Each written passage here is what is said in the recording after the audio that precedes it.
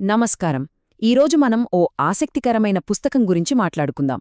రాజీవ్ మల్హోత్రా, విజయ్ విశ్వనాథన్ కలిసి రాసిన snakes in the Ganga, breaking India 2.0. అసలు ఈ పుస్తకంలోని కీలక వాదనలు ఏంటి? ఇది భారతదేశ భవిష్యత్తు గురించి ఎలాంటి చర్చను రేకెత్తించింది? అవన్నీ ఇప్పుడు చూద్దాం. పుస్తకం మొదట్లోనే ఒక సంచలన వాదనతో స్టార్ట్ అవుతుంది. అదేంటంటే, హార్వర్డ్ లాంటి పెద్ద పెద్ద అమెరికన్ యూనివర్సిటీలున్నాయి కదా, అక్కడ భారతదేశాన్ని విచ్ఛిన్నం చేసేందుకే కొన్ని సోషల్ జస్టిస్ థియరీలను తయారు చేస్తున్నారని రచయితలు ఆరోపిస్తున్నారు. ఇది చాలా పెద్ద ఆరోపణ కదా, మరి దీని వెనక వాళ్లు చెప్పే లాజిక్ ఏంటో పరిశీలిద్దాం. అయితే విదేశీ సిద్ధాంతాలు ఇండియాలోకి రావటం ఇదే మొదటిసారేం కాదు, కానీ ఈసారి వస్తున్నది వేరు అంటున్నారు రచయితలు. అందుకే దీన్ని బ్రేకింగ్ ఇండియా ఫోర్సెస్ 2.0 అని పిలుస్తున్నారు. అంటే ఇదొక అప్గ్రేడెడ్ వర్షన్ అన్నమాట. ఇది ఎందుకు భిన్నమైనది, ఎందుకు ప్రమాదకరం అని వాళ్ళు అంటున్నారంటే, ఇది మన కళ్లకి కనిపించకుండా తెరవెనుక పనిచేస్తుందట.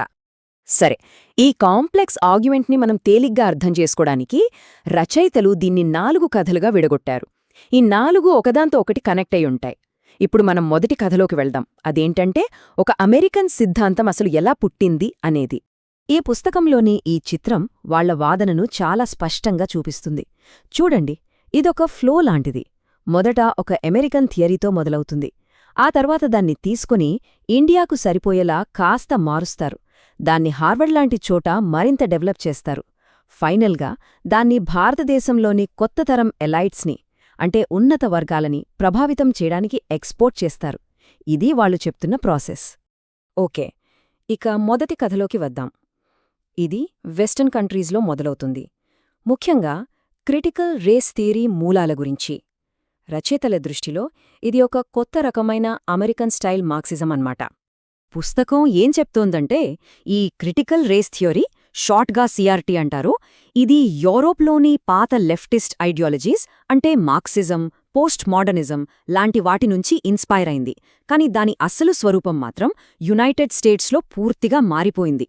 అక్కడ దానికి కొత్త రూపునిచ్చారు. సో ఇక్కడ మనం గుర్తుపట్టుకోవాల్సిన మెయిన్ పాయింట్ ఏంటంటే, ఈ సిఆర్టీ సిద్ధాంతం ప్రకారం సమాజంలో రెండే గ్రూపులుంటాయి. ఒకటి అణిచివేసేవాళ్లు, రెండోది అణిచివేతకు గురైనవాళ్లు. అంతేకాదు, ప్రస్తుతం ఉన్న సిస్టమ్స్ అన్నీ కూడా అణిచివేత కోసమే పుట్టాయని ఇది నమ్ముతుంది. అందుకే వాటిని సంస్కరించటం అంటే రిఫార్మ్ చేయడం కాదు, పూర్తిగా కూల్చేయాలి అని పిలుపునిస్తుంది. ఇప్పుడు ఈ స్లైడ్ చాలా ఆసక్తికరంగా ఉంటుంది. పుస్తకంలో సిఆర్టీని క్లాసికల్ లిబరలిజం అంటే సాంప్రదాయ ఉదారవాదంతో ఎలా పోల్చి చూపించారో చూడండి. హక్కులు, సమానత్వం, ఫ్రీ స్పీచ్ లాంటి విషయాల్లో ఈ రెండింటి మధ్య ఎంత తేడా ఉందో ఇది స్పష్టంగా హైలైట్ చేస్తుంది. సరే, ఇక రెండో కథలోకి వెళదాం. ఇక్కడే అసలు విషయముంది. ఈ అమెరికన్ థియరీని ఇండియన్ కాంటెక్స్ట్కి ఎలా అప్లై చేస్తున్నారో రచయితలు వివరిస్తున్నారు. ఎలాగంటే, ఒకే ఒక్క ఈక్వేషన్తో, కులాన్ని జాతితో పోల్చడం ద్వారా. రచయితలేమంటున్నారంటే, కులాన్ని జాతితో సమానం అని చెప్పడం అనేది చాలా ప్రమాదకరమైన పోలికాట.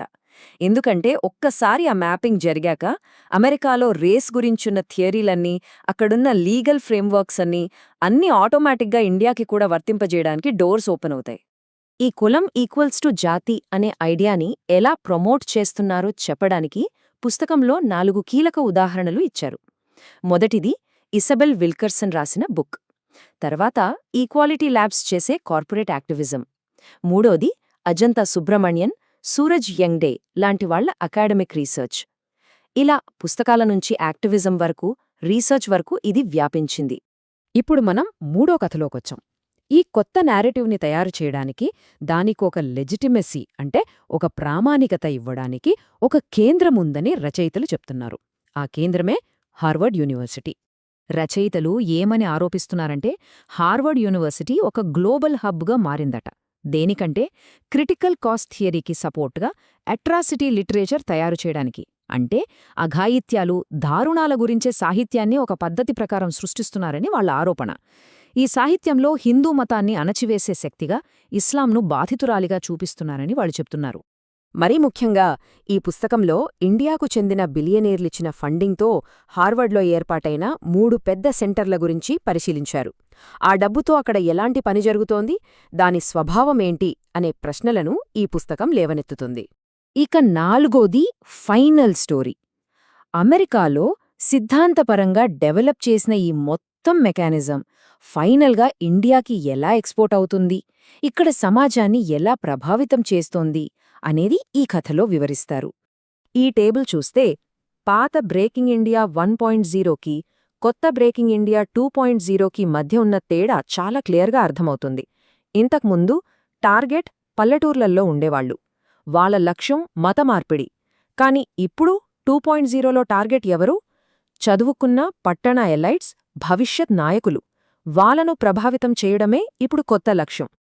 అయితే ఈ ఉద్యమం యొక్క అల్టిమేట్ గోలేంటి అని పుస్తకం ప్రశ్నిస్తోంది. వాళ్ల వాదన ప్రకారం దాని లక్ష్యం భారతీయ నాగరికతకు పునాదుల్లాంటి వాటిని కూల్చివేయడమే. అవేంటంటే సంస్కృతాన్ని ఒక అణచివేత భాషగా చూపించడం, గురువులను వైట్ సుప్రిమిసిస్ట్లతో పోల్చడం, వేద గ్రంథాలను ఆధిపత్య గ్రంథాలుగా ముద్రవేయడం, ఇంకా మన కుటుంబ వ్యవస్థ కూడా అణచివేతను పెంచుతోందని చెప్పడం. పుస్తకం ముగింపులో ఒక సమాధానం ఇవ్వకుండా మనల్నే ఆలోచింపజేసే ఒక ప్రశ్నతో ముగుస్తుంది. ఆ ప్రశ్న ఏంటంటే, అందరికీ ఒకే రకమైన ఫలితాలు అంటే ఈక్వల్ అవుట్కమ్స్ రావాలి అనే నియమానికి కట్టుబడకుండా మనం సోషల్ జస్టిస్ని తీసుకురావడం సాధ్యమేనా? ఇది అసలు న్యాయమంటే ఏంటి, మెరిట్ అంటే ఏంటి, సమానత్వం అంటే ఏంటి అనే ఒక పెద్ద చర్చకు దారితీస్తుంది. ఈ ప్రశ్నతోనే రచయితలు మనల్ని వదిలేస్తారు.